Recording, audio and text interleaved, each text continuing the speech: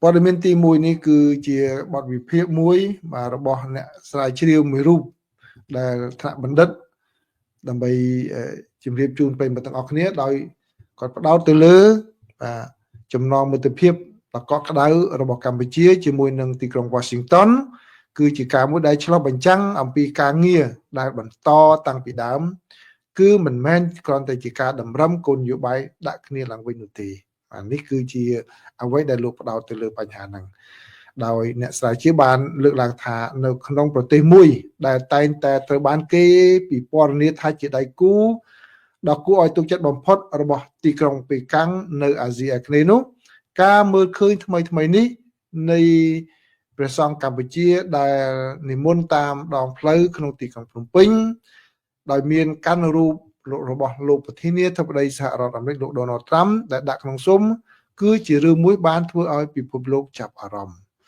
បន្ទាប់ពីប្រព័ន្ធផ្សព្វផ្សាយរបស់កម្ពុជាក៏បានបង្ហាញពីទួលនីតិរបស់លោក Trump ក្នុងការដោះស្រាយចំនួនព្រំដែនជាមួយនឹងប្រទេសថៃគឺអ្នកគ្រប់គ្រងនៅលើប្រព័ន្ធផ្សព្វផ្សាយសង្គមបានស្នើឲ្យបដូរឈ្មោះផ្លូវជាតិលេខ4ដាក់ឈ្មោះលោក Trump វិញការវិលុកដ៏តាក់ទាញនេះបានបង្ហាញថាមានប្រសិទ្ធភាពបន្ទាប់ពីការចុះហត្ថលេខាលើកិច្ចព្រមព្រៀងសន្តិភាពសហរដ្ឋអាមេរិកបានលុបចោលការហាមឃាត់អាវុធរបស់ខ្លួនចុះហត្ថលេខាលើកិច្ចព្រមព្រៀងពាណិជ្ជកម្មទ្វេភាគីថ្មីមួយនិងបានប្រកាសពីការបន្តសម្ពយុទ្ធយោធារួមគ្នាជាមួយកម្ពុជាដែលត្រូវបានផ្អាកតាំងពីឆ្នាំ2017ទោះបីជាព័ត៌មានលម្អិតនៅតែស្ថិតក្រោមការចរចាក៏ដោយចលនានៃការវិវត្តទាំងនេះចង្អុលបង្ហាញពីភាពប្រសើរឡើងគួរឲ្យកត់សម្គាល់នៅក្នុងទំនាក់ទំនងរវាងសហរដ្ឋអាមេរិកនិងកម្ពុជាចំណុចប្រសពនេះហាក់ដូចជាកត់សម្គាល់ការផ្លាស់ប្ដូរភ្លាមៗនៅក្នុងគោលនយោបាយការបរទេសរបស់កម្ពុជាអស់រយៈពេលជាច្រើនឆ្នាំមកហើយ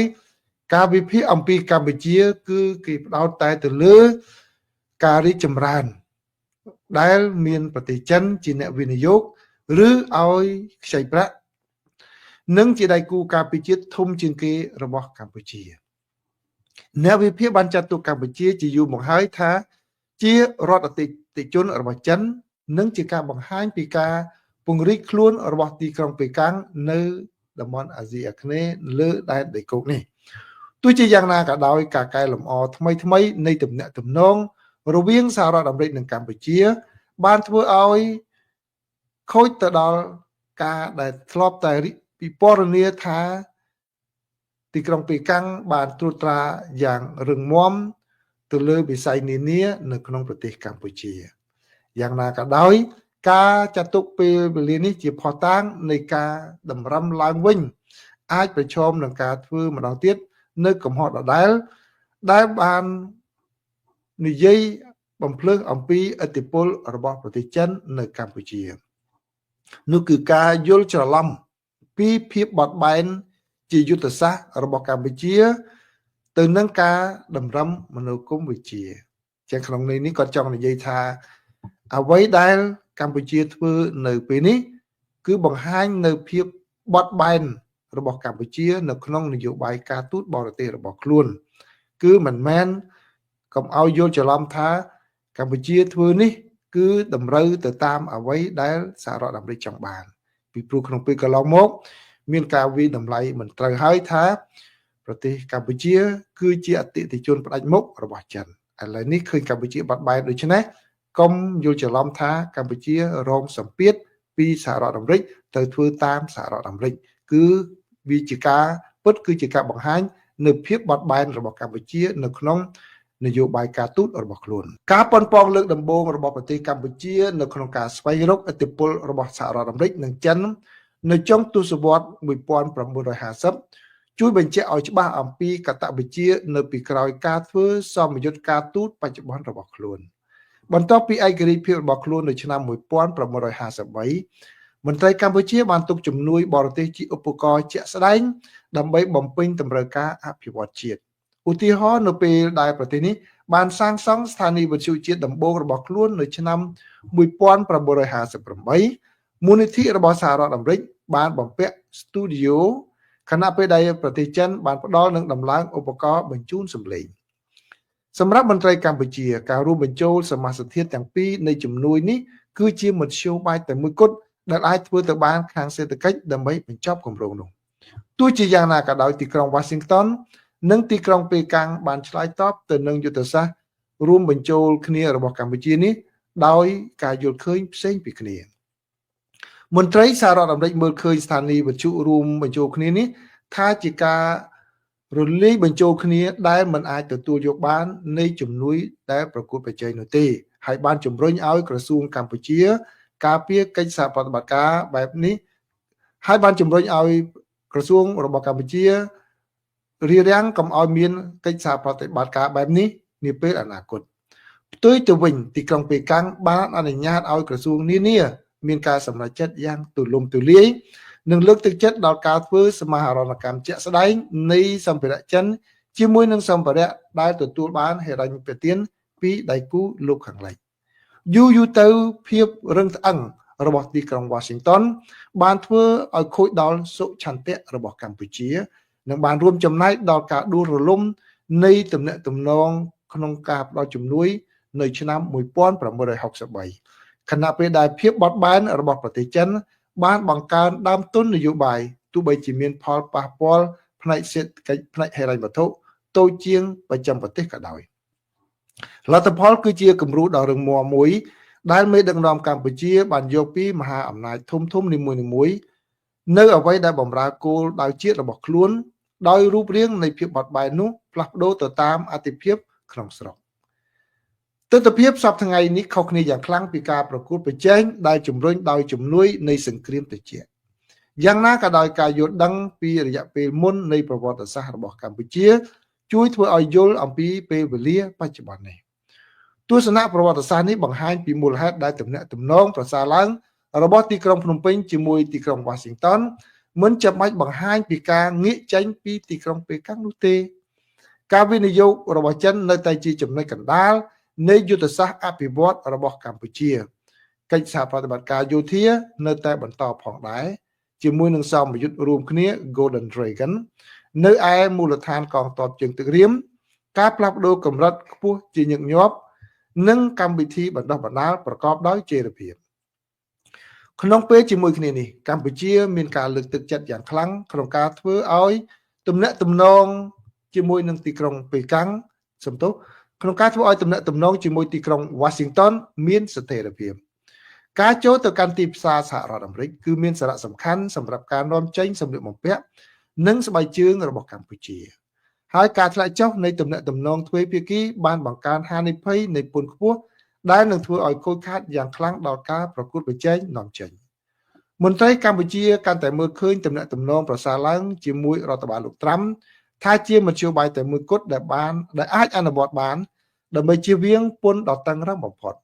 និងរក្សាការចូលទៅកាន់ទីផ្សាររបស់សហរដ្ឋអាមេរិកដែលកម្មករកម្ពុជារាប់រយពាន់នាក់ពឹងផ្អែកការចូលរួមឡើងវិញជាមួយទីក្រុង Washington ក៏បំពេញតម្រូវការសន្តិសុខផងដែរឧបករណ៍និងការបណ្ដុះបណ្ដាលរបស់អាមេរិកនៅតែគួរឲ្យចាប់បានសូម្បីតែកិច្ចសហប្រតិបត្តិការមានកម្រិតក៏នឹងជួយធ្វើឲ្យពិពិធកម្មទំនាក់ទំនងការពារជាតិរបស់កម្ពុជាពិពិធកម្មបាននឹងតែធ្វើឲ្យមានទំនាក់ទំនងទៅច្រើនផ្នែកច្រើនដៃគូទោះជាយ៉ាងណាក៏ដោយការរឹតបន្តឹងរចនាសម្ព័ន្ធកំណត់ឱកាសរបស់កម្ពុជាគឺមានលក្ខណៈសម្រាប់សមយុទ្ធទាំងនេះរួមមានការពឹងផ្អែកលើការនាំចេញដែលប្រមូលផ្ដុំរបស់ខ្លួនទំហំនៃហិរញ្ញប្បទានរបស់ចិននិងបរិយាកាសនយោបាយដែលពឹងផ្អែកលើការវិនិយោគបរទេសដើម្បីរក្សាភាពស្របច្បាប់ក្នុងស្រុកសរុបមកកត្តាទាំងនេះបង្ហាញថាការទូតរបស់កម្ពុជាត្រូវបានដឹកនាំដោយកតវិជ្ជាស្រដៀងគ្នាទៅនឹងជំហរសង្គ្រាមត្រជាក់របស់ខ្លួនដើម្បីពង្រីកជំរឿធានាភាពបត់បែននិងជៀសវាងការពឹងផ្អែកលើដៃគូតែមួយកាយវិការបច្ចុប្បន្នឆ្ពោះទៅរកទីក្រុង Washington ត្រូវបានយល់ច្បាស់បំផុតថាជាការពង្រីកគំរូនេះជាជាងការចាក់ចេញពីវាជំរឿរបស់កម្ពុជាឆ្លុះបញ្ចាំងពីទម្លាប់ក្នុងតំបន់ដ៏ទូលំទូលាយមួយក្នុងការផ្ដល់អាទិភាពដល់ភាពបត់បែនជាយុទ្ធសាស្ត្រជាជាងការតម្រឹមតម្រូវទៅតាមគេចង់បានសម្រាប់ទីក្រុង Washington មេរៀនគឺច្បាស់លាស់ការផ្សព្វផ្សាយថ្មីរបស់កម្ពុជា ទៅកាន់សហរដ្ឋអាមេរិកផ្ដល់ឱកាសមួយប៉ុន្តែមិនមែនដោយសារតែប្រទេសនេះកំពុងតែផ្លាស់ប្ដូរជំរំរបស់ខ្លួននោះទេវាឆ្លុះបញ្ចាំងពីយុទ្ធសាស្ត្រយូរអង្វែងក្នុងការតាក់ទាញយកតម្លៃពីទំនាក់ទំនងច្រើនខណៈពេលដែលរក្សាស្វ័យភាពរបស់ខ្លួនដើម្បីឲ្យសហរដ្ឋអាមេរិកមានឥទ្ធិពលយូរអង្វែងនៅប្រទេសកម្ពុជាការយកចិត្តទុកដាក់ជាបន្តបន្ទាប់ដែលជំរុញដោយការប្រជែងគ្នារវាងមហាអំណាចនិងមិនគ្រប់គ្រាន់នោះទេការកែលម្អទំនាក់ទំនងថ្មីនេះត្រូវតែបន្តដោយការចូលរួមផ្នែកសេដ្ឋកិច្ចនយោបាយនិងសន្តិសុខជាប់លាប់រួមទាំងការសន្ទនាកម្រិតខ្ពស់ជាប្រចាំនិងបណ្ដាញពាណិជ្ជកម្មនិងវិនិយោគដែលអាចព្យាករបានការទូតរបស់កម្ពុជាធ្វើឲ្យរឿងនេះច្បាស់លាស់ដោយរំលឹកអ្នកធ្វើគោលនយោបាយថាភាពបត់បែនមិនមែនជាការតម្រឹមតម្រូវតាមការចង់បាននោះទេហើយគឺវានៅតែជាការយុទ្ធហើយវានៅតែជាយុទ្ធសាស្ត្រលេចធ្លោរបស់តំបន់និងប្រទេសតូចមួយនេះបាទអញ្ចឹងគឺជាការបង្ហាញនៅភាពបត់បែនរបស់កម្ពុជាអញ្ចឹងដូចដែលខ្ញុំធ្លាប់បានជម្រាបប្រិមិត្តក្នុងពេលកន្លងមកហើយគឺដោយអ្វីដែលខ្ញុំបានជម្រាបដែរមែនទេក៏តែនេះគឺខ្ញុំអានទៅជារបៀបពាក្យការសរសេរណៃណងរបៀបជាអ្នកស្រាវជ្រាវណាបាទខ្ញុំនិយាយកន្លងមកឲ្យប្រិមិត្តដែលចូលមកក្នុងកម្មវិធីនេះតាំងពីដើមដែលខ្ញុំចែករំលែកហ្នឹងគឺយល់ណាឃើញទេគឺបានន័យថាគន្លឹះសំខាន់គឺភាពបត់បែនរបស់កម្ពុជាក្នុងការប្រើការទូតនេះគឺមិនមែនជាការមួយធ្វើដើម្បីតម្រូវការចង់បានរបស់សហរដ្ឋអាមេរិកឬក៏ប្រទេសណានោះទេបាទទី2គឺមិនមែនជារឿងថ្មីទេគឺជារឿងមួយដែលកម្ពុជាធ្លាប់បានប្រើក្នុងពេលកន្លងមក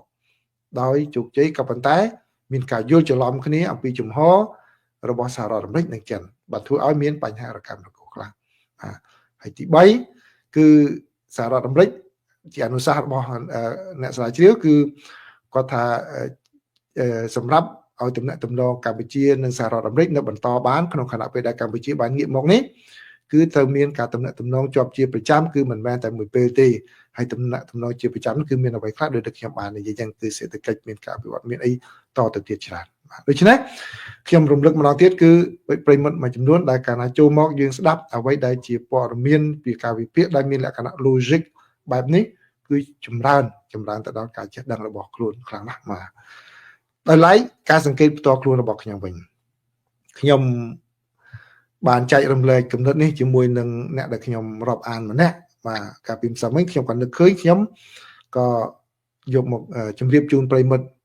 គំនិតនេះខ្ញុំមានយូរហើយប៉ុន្តែខ្ញុំមិនបានយកមកនិយាយខ្ញុំទើបតែនិយាយជាមួយគាត់ឥឡូវខ្ញុំលើកមកនិយាយជាមួយប្រិមិត្តកាលពីខ្ញុំចូលចិត្តឲ្យ credit ទៅគ្រូខ្ញុំកាលខ្ញុំនៅរៀនបាទតែកាលនោះថ្នាក់ច្បាប់បាទថ្នាក់ច្បាប់គឺលោកគ្រូម្នាក់គាត់និយាយអំពី philosophy បាទទស្សនវិជ្ជាហេតុនិងផល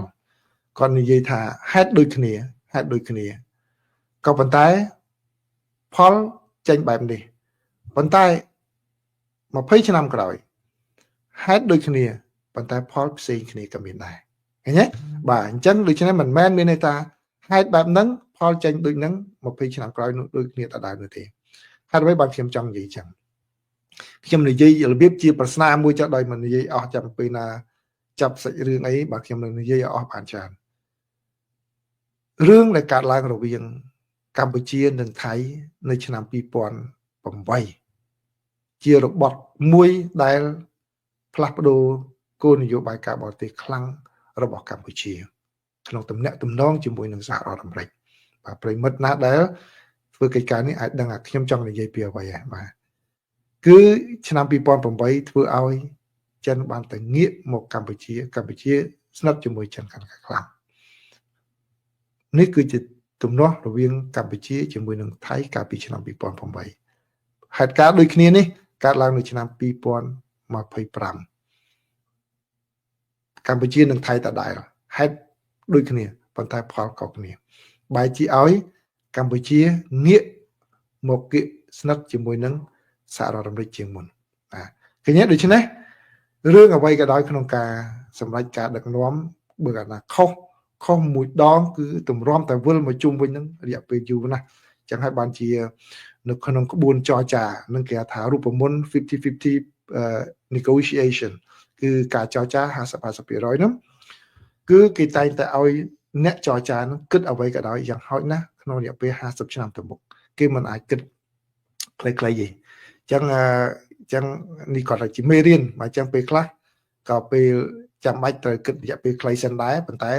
ជាធម្មតាការចរចាអ្វីក៏ដោយគេឲ្យទៅគិតយ៉ាងតិចបំផុតជាពិសេសពាក់ព័ន្ធជាមួយនឹង